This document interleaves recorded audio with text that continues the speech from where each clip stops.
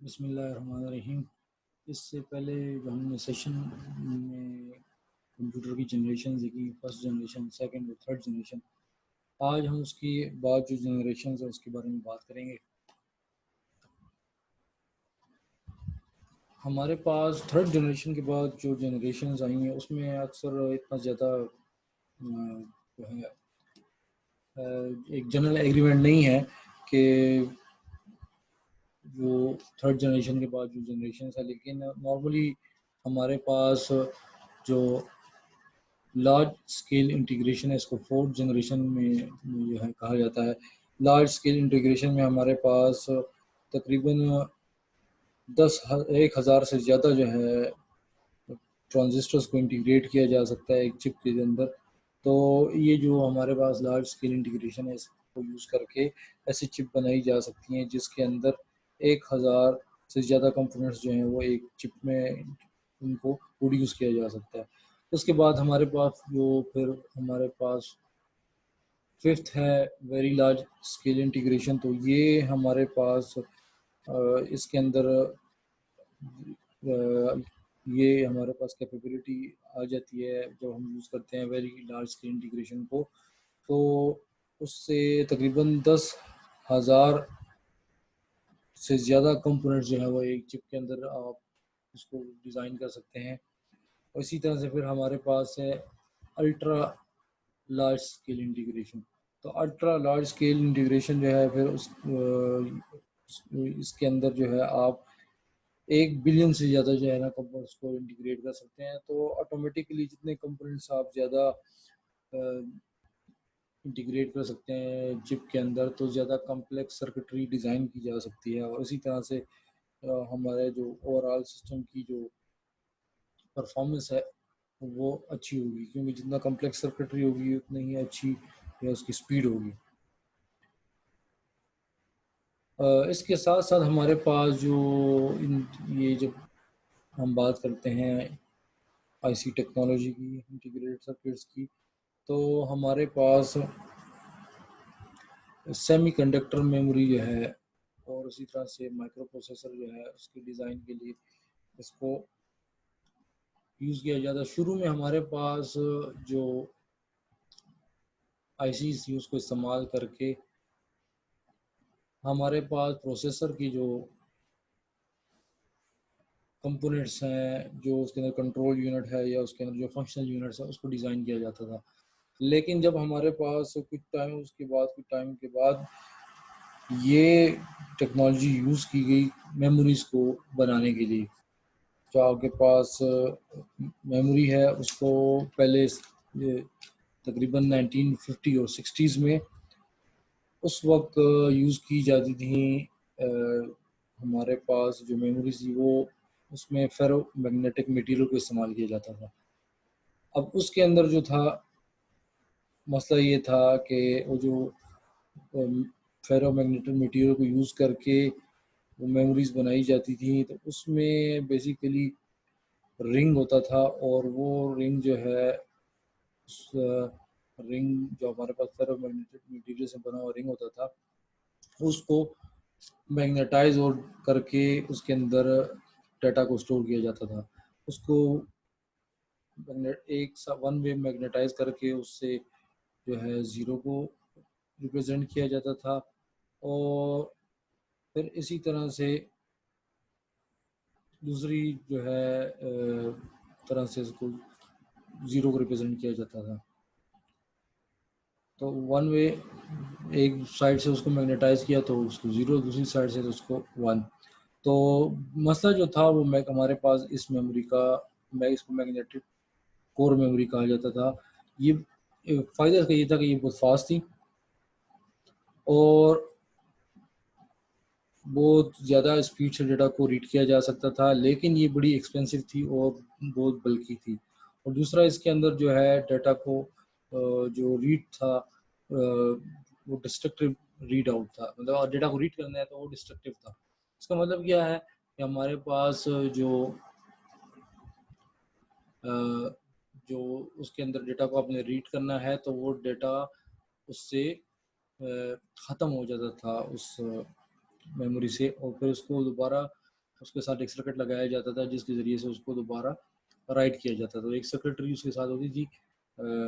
हमारे पास जो magnetic core memory है, जो कि उसको उसमें जब डेटा को रीड किया जाता था तो साथ ही में से उस वही सर्किटरी उस डेटा को राइट करने के लिए इस्तेमाल होती थी। तो ये एक बड़ा उसके अंदर मसला था।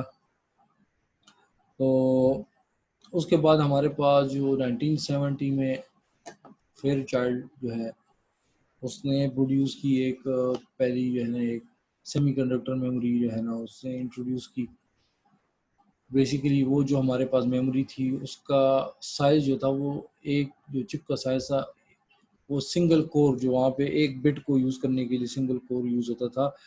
जो मैग्नेटिक कोर मेमोरी थी उसमें उसके साइज़ की एक चिप थी और वो एक चिप जो थी वो जो कि मैग्नेटिक कोर जो है वो एक कोर एक बिट को स्टोर करता था और वो पूरी जो चिप थी जिसका साइज़ एक कोर के बराबर था वो 256 बिट्स ऑफ मेमोरी को स्टोर कर सकती है। और दूसरा उसका फ़ायदा ये था कि वो नॉन डिस्ट्रक्टिव रीड था। मतलब रीड करने आप जब डेटा को रीड करते थे तो वो जो है वो इरेज़ नहीं होता था। इससे पहले जैसे हमने बात की कि मैग्नेटिक कोर मेमोरी के अंदर डेटा को आपने रीड किया तो वो उसमें से डेटा जो है वॉश आउट हो जाता था, फिर दोबारा एक उसके साथ सर्किट लगाया जाता था कि उस डेटा को मेंटेन करने के लिए। और दूसरा उसकी स्पीड भी कोर से ज़्यादा थी। सबसे बड़ा जो मसला था उसके अंदर जो हमने बात की कि जी इसका साइज़ भी कम था, नंबर ऑफ बिट्स भी ज़्यादा स्टोर हो रही है, कम साइज़ में नॉन डिस्ट्रक्टिव भी है, पॉजिटिव भी, लेकिन उसकी जो कीमत थी वो ज़्यादा थी। वो कीमत ज़्यादा होने की वजह से थोड़ा-सा उस वक़्त इश्यू था ये। तो 1974 में फिर ये हुआ कि पर बिट जो प्राइस थी सेमीकंडक्टर मेमोरी वो गिर गई। पर बिट जो प्राइस थी कोर मेमोरी की उससे ये प्राइस कम हो गई। तो ये बहुत बड़ी एक चेंज थी। तो इसकी वजह से फिर इसके साथ-साथ जो मेमोरी का टाइम गुज़रने के साथ-साथ मेमोरी की जो अ, उसकी मेमोरी की जो कॉस्ट है वो कम होती गई और उसकी जो उसका जो साइज़ है वो बढ़ता गया। ये जो है बहुत बड़ी जो चेंज थी जिसको जिसकी वजह से बहुत ज़्यादा डिवाइसेस के अंदर जो है इस किस्म की मेमोरी को यूज़ करना शुरू कर दिया गया। तो ये दोनों चीज़ें जिसमें हमने बात की कि हमारे पास जो हमारे पास इंटीग्रेटेड सर्किट्स के अंदर आईसीज़ के अंदर इम्प्रूवमेंट आई, उसके अंदर जो जनरेशंस आई और वही यूज़ की जाती थी मेमोरी के अंदर और प्रोसेसर के अंदर, जिसकी वजह से ओवरऑल जो है हमारे पास जो कंप्यूटर सिस्टम की जो है साइज़ जो है, उसकी प्रोसेसिंग कैपेबिलिटी जो है, उसकी प्राइस जो है, वो तमाम चीज़ें उससे चेंज हुई। तो तकरीबन जो 1970 से जो हमारे पास सेमीकंडक्टर मेमोरी पे काम हुआ है तो उसके अंदर जो जनरेशन आई हैं 1K की आई, 4K, 16K, फिर 64K, 256K, 1 मेगाबाइट, फिर 4। तो हर एक जनरेशन में जो है ना उसकी तकरीबन हर एक जनरेशन से दूसरी जनरेशन जो है उसमें 4 टाइम्स जो है स्टोरेज जो है इंक्रीज हो गई। फिर उसके साथ साथ पर बिट जो है उसकी कास्ट भी डिक्रीज हो गई। तो ये हमारे पास एक बहुत बड़ी चेंज थी जिससे हमारे पास जो हमारा पूरा जो कंप्यूटर सिस्टम्स हैं उनके ऊपर उनकी डिज़ाइन के ऊपर और उनकी जो उनके फीचर्स हैं उनके ऊपर बहुत बड़ा असर पड़ा।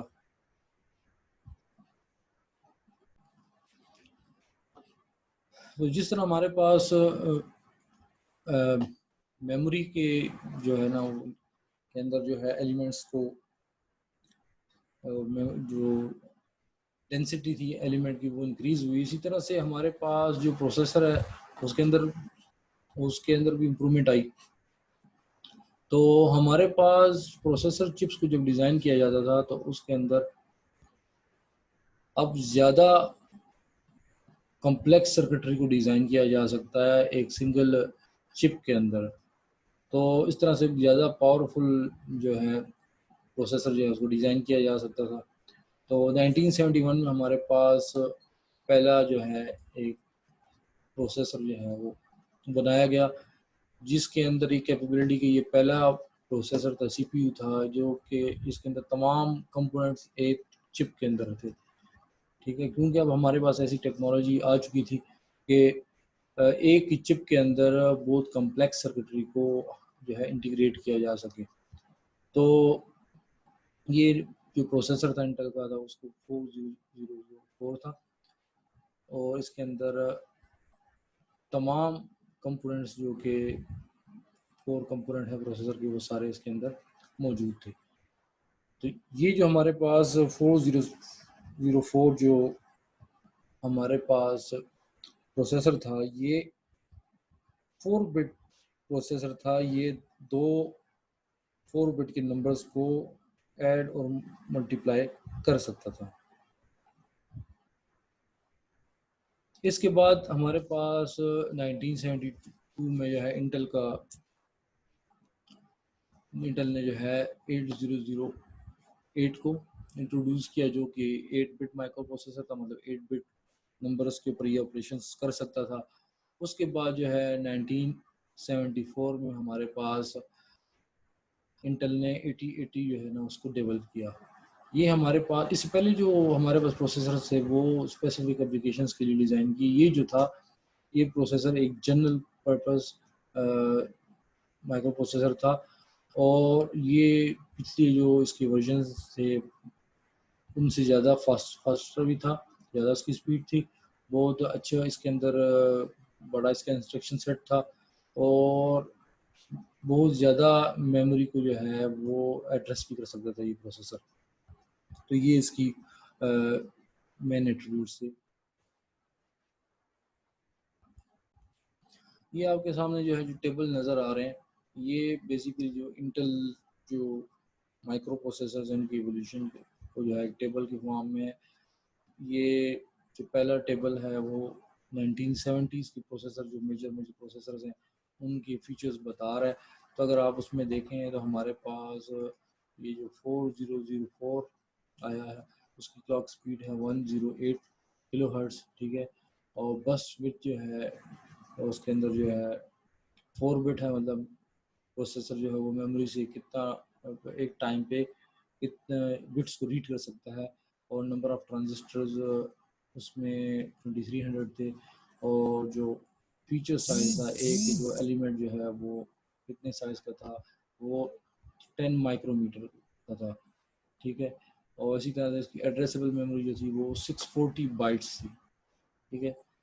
और इसी के जो हमारे पास 1971 का मॉडल है, अगर हम इसको देखें, या 1979 में जो मॉडल है उसके साथ कंपेयर करें, जो था 8088, तो 8088 जो है उसके अंदर जो हमारे पास जो प्रोसेसर की स्पीड जो है ना वो 8 मेगाहर्ट्ज़ तक चली गई, जो कि 108 किलो हर्ट्ज़ थी 4004 की। तो मतलब बहुत ज़्यादा इम्प्रूवमेंट आई, क्योंकि आपके पास 1 मेगाहर्ट्ज़ जो है वो उसके अंदर, ठीक है, 1000 मेगाहर्ट्ज़ की अप्रॉक्सीमेटली इक्वलेंट होता है। और आप देखें कि कितनी ज़्यादा इसमें चेंज आई है कि 100 को कहाँ आप कह सकते हैं 8000 किलो हर्ट्ज़ स्पीड, ठीक है, बहुत ज़्यादा इम्प्रूवमेंट आई। इसी तरह से अगर बस बिट को देखा जाए तो बस बिट 4 बिट थी, ठीक है, 404 की, ये अभी चली गई हमारे पास 8 बिट, बल्कि यहाँ पे जो ये मॉडल है इसमें देखो तो यहाँ 16 बिट की सपोर्ट भी मौजूद है। और इसी तरह से जो नंबर ऑफ़ ट्रांजिस्टर्स हैं वो 2300 से 29000 हो गए, ठीक है। और इसी तरह से फीचर साइज़ जो है वो 10 से कम हो के 6 हो गया, 6 माइक्रोमीटर हो गया, क्योंकि अब साइज़ कम हो गया तो ज़्यादा कंपोनेंट्स चिप इंटीग्रेट किए जा सकते हैं। एड्रेसेबल मेमोरी है वो 640 बाइट से 1 MB की मेमोरी जो है अब उसको एड्रेस किया जा सकता है, रैम को, ठीक है। इसी तरह से यहाँ पे अगर हम देखें, हमारे पास ये जो 286 मॉडल है, 1982 में जो मॉडल आया, तो इसकी आप स्पीड देखें तो 12.5 मेगाहर्ट्ज़, बस बिट जो है वो 16 बिट, और नंबर ऑफ़ ट्रांजिस्टर्स जो है वो काफ़ी ज़्यादा हो गए हैं। इसी तरह 1.5 साइज़ हो गया है, फीचर साइज़ जो है 6 से रिड्यूस हो गए। और एड्रेसेबल मेमोरी जो थी 8088 में 1 MB थी, ये हो गई 16 MB। वर्चुअल मेमोरी की सपोर्ट आ गई जो कि इससे पहले सिस्टम में नहीं थी, मतलब रैम को as a memory, as a hard disk को एज ए सेकेंडरी मेमोरी को एज ए रैम इस्तेमाल किया जा सकता है। इसमें कैशे मेमोरी की सपोर्ट अभी इसमें नहीं है मॉडल में। और अगर इसको अब हम देखें, कंपेयर करें इसी 80s का में जो 1989 में जो मॉडल है उसके साथ, तो आप देखें हमारे पास 12 मेगाहर्ट्ज़ की स्पीड जो है वो 50 मेगाहर्ट्ज़ पे चली गई, 16 बिट से 32 बिट, ठीक है। और इस तरह से जो ट्रांजिस्टर का साइज़ है 1.2 मिलियन ट्रांजिस्टर जो है उस प्रोसेसर के अंदर मौजूद हैं। इसी तरह से जो फीचर साइज़ है वो बहुत कम हो गया, 0.8 तक चला गया। एड्रेसेबल मेमोरी 16 MB से लेके 4 GB तक चली गई, और वर्चुअल मेमोरी की सपोर्ट 64 टेराबाइट तक आ गई। और ये हमारे पास जो सिस्टम था 486 TM डिस्क जो हमारे पास, इसके अंदर 8 KB कैशे भी, जो आपके प्रोसेसर के साथ रैम के अलावा जो मेमोरी है रैम से ज़्यादा फास्ट मेमोरी है, जहाँ पे जो इंस्ट्रक्शन जो है वो फ्रीक्वेंटली एग्जीक्यूट हो रही हैं, ठीक है, एक्सेस हो रही है, उनको इस कैशे में रखा जा सकता है। इससे ओवरऑल जो हमारे पास प्रोसेसर की परफॉर्मेंस इंप्रूव होती है, क्योंकि ये कैशे जो है, कैशे मेमोरी की स्पीड रैम से ज़्यादा होती है। तो एज़ कम्पेयर टू रैम से डाटा को एक्सेस करने की बजाय कैशे से एक्सेस किया जाएगा, तो उसके लिए जो डिले जो है वो कम आएगा और ज़्यादा फास्टली जो है वो एक्सेस किया जा सकता है इंस्ट्रक्शंस को। इसी तरह से हमारे पास नेक्स्ट देखते हैं, जो ये हमारे पास 1990s के जो प्रोसेसर्स हैं, इसमें अगर आप देखें तो आपके पास 91 में जो मॉडल आया है 486 TM, इसको आप अगर कंपेयर करें पेंटियम 2 जो 1997 में आया, तो उसमें बहुत ज़्यादा इम्प्रूवमेंट आई है। उसी तरह से 33 मेगाहर्ट्ज़ से स्पीड 200 मेगाहर्ट्ज़ तक चली गई, 32 बिट से 64 बिट की सपोर्ट आ गई। प्रोसेसर जो ट्रांजिस्टर चिप में 1.185 मिलियन थे, वो अब हो चुके हैं जी 7.5 मिलियन। फीचर साइज जो है वो हमारे पास 0.35 हो गया। एड्रेसेबल मेमोरी जो 4 GB से हो गई है। वर्चुअल मेमोरी सपोर्ट सेम है। और इसी तरह से हमारे पास जो कैशे मेमोरी है वो हमारे पास वो भी ज़्यादा हो चुकी है। देखें यहाँ पे तो कैशे मेमोरी हमारे पास 8 KB से हमारे पास 512 KB तक चली गई। इसमें जो नई चीज़ है वो आपको नज़र आ रही है, वो है यहाँ पे L1 और L2 कैशे। ये कुछ सिस्टम में हमारे पास लेवल 1 और लेवल 2 कैशे हैं। कुछ हमारे पास सिस्टम के अंदर ये कुछ कैशे जो है वो प्रोसेसर के अंदर और कुछ प्रोसेसर के बाहर, तो लेवल 1 लेवल 2 इस तरह की भी आई थी। अच्छा, कुछ जो है हमारे पास प्रोसेसर के अंदर भी मल्टीपल लेवल की कैशेज होती हैं, जो हमारे पास डिफरेंट प्रोसेसर के अंदर है लेकिन डिफरेंट लेवल की कैशे हैं। तो ये अंदर भी हो सकती हैं, और पुराने सिस्टम तो उसमें ये बाहर आ प्रोसेसर में मदरबोर्ड पे ये एक चिप होती थी, और एक चिप जो है वो एक मेमोरी जो है ये प्रोसेसर के अंदर होती थी, तो L1 L2।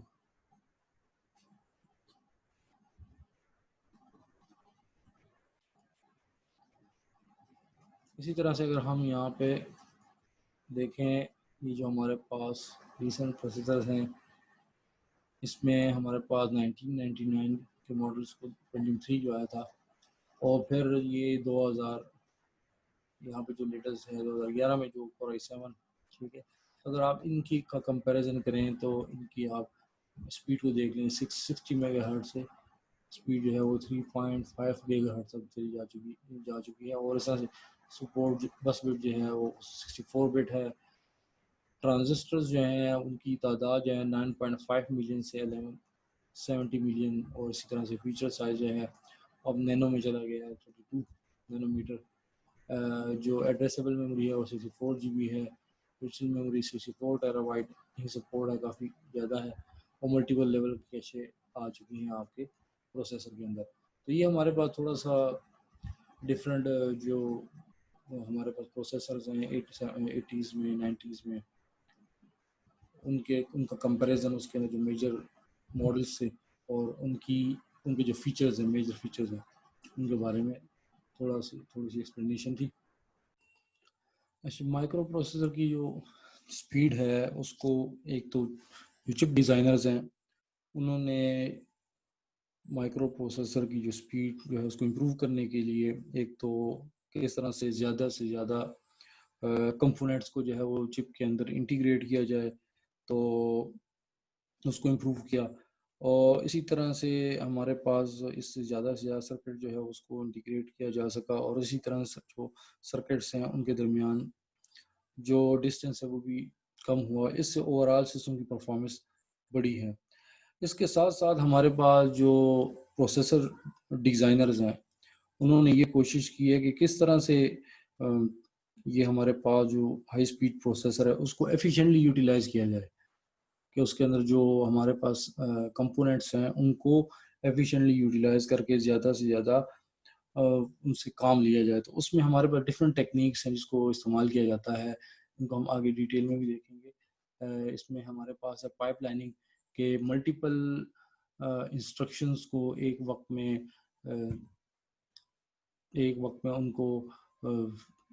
उनको डिफरेंट इंस्ट्रक्शन पे जो है ना उस पर काम करना। प्रोसेसर जो है उसको कुछ इंस्ट्रक्शन को किसी इंस्ट्रक्शन को फैच कर रहा है, किसी को एग्जीक्यूट कर रहा है। तो हमने कुछ प्रीवियस सेशंस में जब हमने सैप को देखा था तो उसमें हमने उसको पूरा एक उसकी जो फैच और एग्जीक्यूट साइकिल को देखा था। तो ये पाइपलाइनिंग के अंदर ये उस प्रोसेसर के अंदर ये कैपेबिलिटी होती है कि एक ही वक्त में एक इंस्ट्रक्शन को अगर वो एग्जीक्यूट कर रहा है तो दूसरी को फैच करे, तो ये पाइपलाइन बन जाती है। तो मल्टीपल इंस्ट्रक्शन पे एक वक्त में काम हो रहा होता है। तो ये इसको यूज़ करके, पाइपलाइनिंग को यूज़ करके ओवरऑल सिस्टम की परफॉर्मेंस जो है इसको इम्प्रूव किया जाता है। इसके अलावा ब्रांच प्रेडिक्शन, क्योंकि जब पाइपलाइनिंग होती है तो मल्टीपल इंस्ट्रक्शन को फैच किया जाता है प्रोग्राम की, ठीक है। तो उनको जब फैच किया जाता है तो हो सकता है कि उसके अंदर कोई ब्रांच आ जाए, कोई जंप आ जाए, तो उसमें कोई ऐसी कंडीशन आ गई कि जो जब उसको फैच किया जाता है पाइपलाइन में तो एक सीक्वेंस में किया जाता है, लेकिन हो सकता है कि उसमें कोई जंप आ जाए, ब्रांच आ जाए, जिसकी वजह से वो जो इंस्ट्रक्शन फैच की हुई है वो जो है उसका फ़ायदा ना हो। तो इस वजह से ब्रांच प्रेडिक्शन को यूज़ करके कोशिश की जाती है कि प्रेडिक्ट किया जाए कि जब इस तरह की कंडीशन होगी जिसमें मल्टीपल ब्रांचेस हैं, उसमें से एक ब्रांच एग्जीक्यूट होगी तो कौन सी ब्रांच जो है एग्जीक्यूट होनी चाहिए, ठीक है, या उसके चांसेस ज़्यादा हैं। तो इस तरह से इसको यूज़ किया जाता है ब्रांच प्रेडिक्शन को, कि जो फेचिंग की जाए पाइपलाइन के अंदर वो जो है वो एफर्ट ज़ाया ना हो। इसके अलावा डाटा फ्लो एनालिसिस, प्रोसेसर जो है वो जो ऐसी इंस्ट्रक्शन है जो डिपेंड कर रही है एक दूसरे पे, उनको जो है इस तरह से एग्जीक्यूट करता है कि वो एक ऑप्टिमाइज जो है ना उसका एक शेड्यूल बना लेता है और उसकी एग्जीक्यूशन करता है। इस तरह से ओवरऑल जो एग्जीक्यूशन होती है प्रोग्राम की वो एफिशिएंट होती है। तो डाटा फ्लो एनालिसिस वो ये भी इसको भी इस्तेमाल किया जाता है। इसके अलावा स्पेकुलेटिव एग्जीक्यूशन है, इसमें बेसिकली डाटा फ्लो एनालिसिस और ब्रांच प्रेडिक्शन को यूज़ करके प्रोसेसर जो है कुछ इंस्ट्रक्शंस को उनकी जो प्रोग्राम के अंदर एक्चुअल जहाँ पे हैं हो सकता है उनका सीक्वेंस जो है विदाउट सीक्वेंस जो है उनको एग्जीक्यूट कर दे, ठीक है, पहले से उनको एग्जीक्यूट कर ले। उससे ये होता है कि हमारे पास अगर कुछ एलिमेंट्स प्रोसेसर के अंदर फारे हैं तो उनको यूज़ करके कुछ इंस्ट्रक्शंस एडवांस में एग्जीक्यूट कर ली जाती हैं, और जिसकी चांसेस होते हैं कि उनकी जो रिज़ल्ट है वो उसकी ज़रूरत पड़ सकती है। तो इस तरह से जो है अगर अब वो उनकी जो कंप्यूटेशन जो उन्होंने की हुई इंस्ट्रक्शन की ज़रूरत पड़ती है तो वो पहले से अवेलेबल होंगी। तो इस तरह से जो एग्जीक्यूशन टाइम जो है वो प्रोग्राम का जो है वो इम्प्रूव होगा, ओवरऑल प्रोसेसर की जो परफॉर्मेंस है वो इम्प्रूव हो जाएगी। तो ये कुछ टेक्निक्स हैं, इनको यूज़ करके ओवरऑल प्रोसेसर की जो स्पीड है उसको इम्प्रूव किया जा सकता है विदाउट उसके जो फंक्शनल कंपोनेंट्स हैं या और उसकी फीचर्स को इम्प्रूव किए बगैर। जो इससे बेसिकली जो प्रोसेसर है वो एफिशिएंटली यूटिलाइज होगा और इस तरह से ओवरऑल जो आपका सिस्टम की परफॉर्मेंस है वो भी इम्प्रूव हो जाएगी।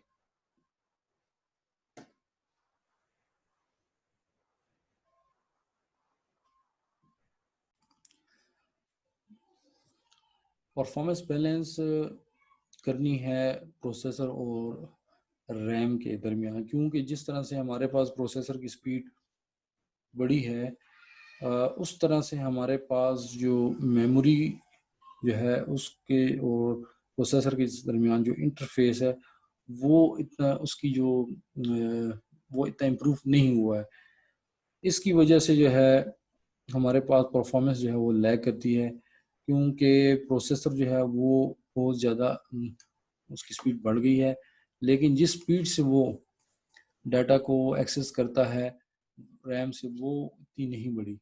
तो ये हमारे पास मिसमैच है जो कैपेबिलिटी है प्रोसेसर की, ठीक है, और मेमोरी के दरमियान जो रैम है उसके दरमियान कैपेबिलिटी मिसमैच है। तो ये डिफरेंट जो कंपोनेंट्स हैं कंप्यूटर सिस्टम उसके दरमियान मिसमैच हो जाता है। इसको किस तरह से हैंडल किया जा सकता है इस चीज़ को? तो इसमें हमारे पास पहले इस तरह से हो सकता है कि जो नंबर ऑफ बिट्स रिट्रीव की जा सकती है एक टाइम पे रैम से, उसको उस एक्सेस को वाइडर किया जाए, मतलब कि एक वक्त में मल्टीपल बिट्स को जितनी बिट्स को एक्सेस किया जाता है उसको ज़्यादा उसको साइज को ज़्यादा किया जाए।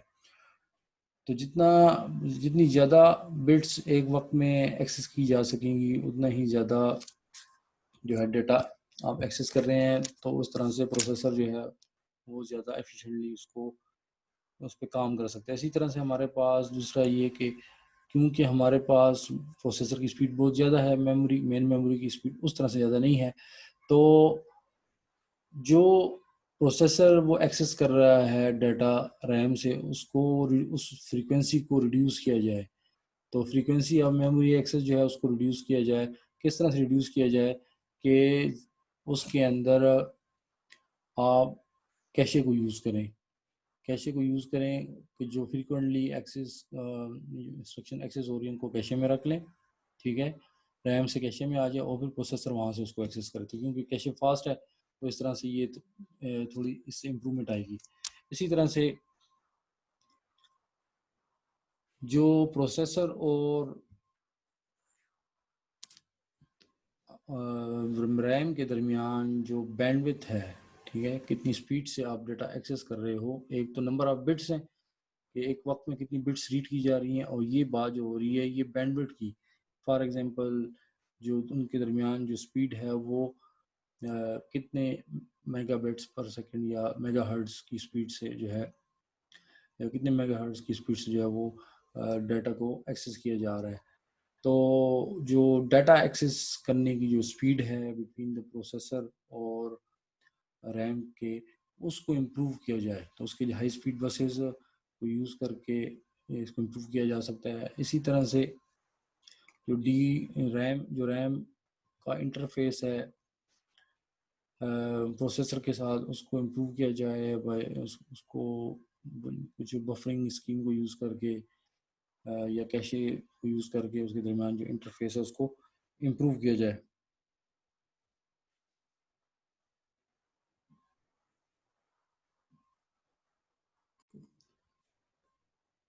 इस हमारे पास ही आपको जो नज़र आ रही है फिगर, इसके अंदर आपको डिफरेंट जो आईओ डिवाइसेस हैं उनकी स्पीड जो डेटा रेट है आपको नज़र आ रहा है बिट्स पर सेकंड में। तो आप देखें कि आपके पास जो है कीबोर्ड जो है बहुत से ज़्यादा डाटा रेट जो है, माउस, फिर मोडेम है, फिर आपके पास ये तो भी फ्लॉपी डिस्क नहीं यूज़ हो रही, laser printer, scanner, optical disk की स्पीड को देख लें, और इथरनेट अभी, ठीक है, हार्ड डिस्क, और फिर ग्राफिक डिस्प्ले। तो ये डिफरेंट आईओ डिवाइसेस हैं जो कि कम्युनिकेट करती हैं, कम्युनिकेशन होती है प्रोसेसर के साथ, तो इनकी स्पीड डिफरेंस है। तो ये इनके दरमियान बैलेंस को मेंटेन करना और कि किस तरह से ये डिवाइसेस जो हैं वो कम्युनिकेट करेंगी प्रोसेसर के साथ वो डाटा किस तरह से ट्रांसफ़र होगा। तो इसके लिए जो स्कीम यूज़ की जा सकती है, जो डिफरेंट डिवाइसेज़ हैं और आईओ डिवाइसेज़ हैं, उनकी डिफरेंट स्पीड है, उसके लिए कैशिंग को या बफ़र्स को यूज़ किया जाता है। इसलिए और हाई स्पीड बसेस को यूज़ किया जाता है कि उनके उनके ज़रिए से इन डिवाइसेस, इनपुट आउटपुट डिवाइसेस और प्रोसेस के दरमियान कम्युनिकेशन जो है वो एफिशिएंटली हो सके।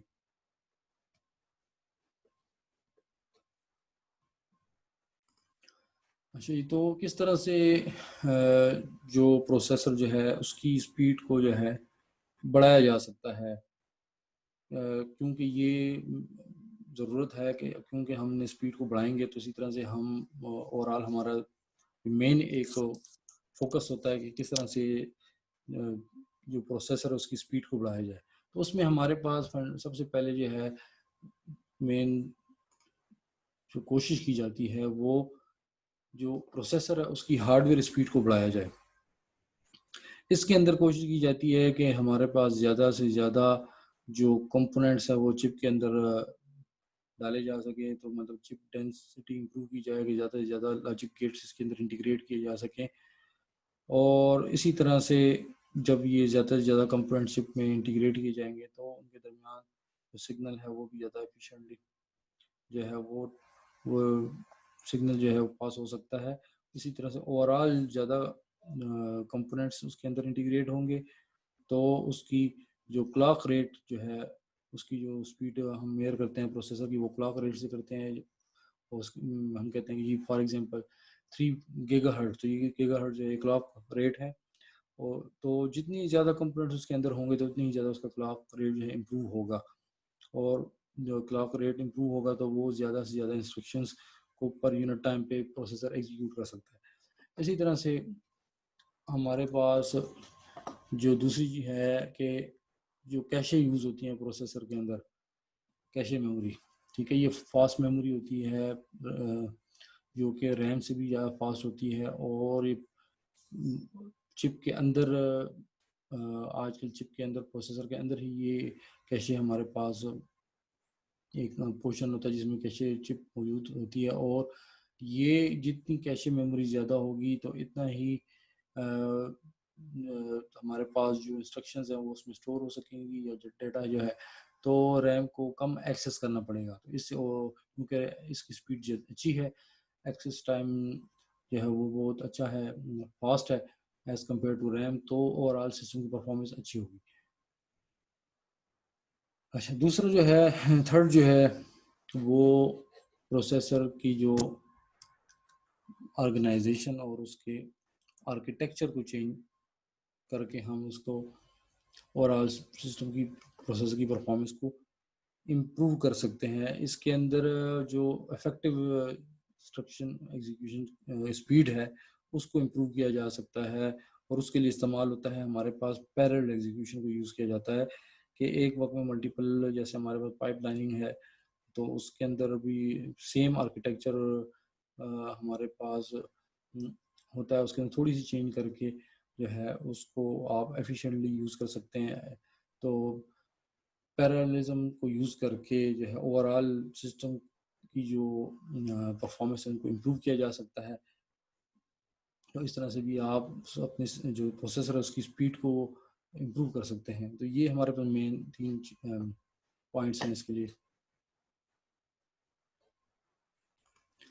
अच्छा, हमने बात की हम जी अपने प्रोसेसर की स्पीड को बढ़ा सकते हैं, उसकी क्लॉक स्पीड को बढ़ा के, और ठीक, और उसके अंदर ज़्यादा से ज़्यादा कंपोनेंट को इंटीग्रेट करके। अब इसमें हमारे पास एक प्रॉब्लम ये बनता है कि जब आप ज़्यादा से ज़्यादा कंपोनेंट्स को इंटीग्रेट करते हैं, चिप की डेंसिटी को इंक्रीज़ करते हैं, तो उससे हमारे पास बहुत ज़्यादा हीट जनरेट होती है।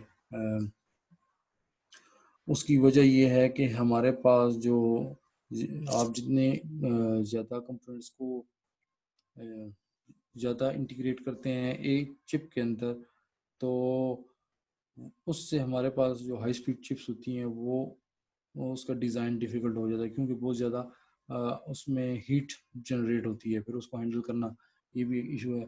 दूसरा हमारे पास जो इशू है वो है आरसी डिले है। ये बेसिकली हमारे पास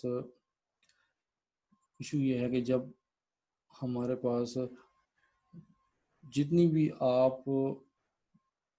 आपके जो कंपोनेंट्स हैं उनको आप ज़्यादा से ज़्यादा कंपोनेंट्स को आप इंटीग्रेट करते हैं, तो उसकी वजह ये है कि जब हमारे पास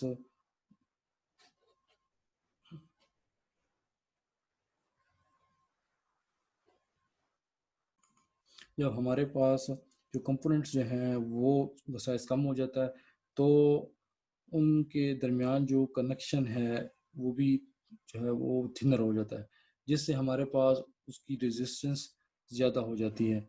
इसी तरह से जब वो वायर्स जो हैं वो क्लोज हो जाती हैं तो उनके दरमियान कैपेसिटेंस भी ज़्यादा हो जाती है। इससे ओवरऑल जो है जो आरसी डिले जो है वो इंक्रीज होता है। तो ये भी एक मसला है।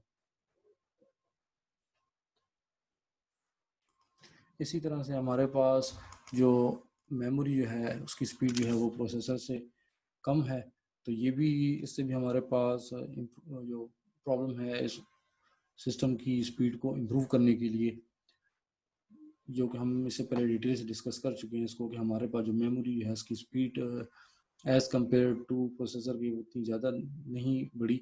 इस वजह से ये चीज़ भी जो है हमारे पास एक परफॉर्मेंस बॉटलनेक बन जाता है।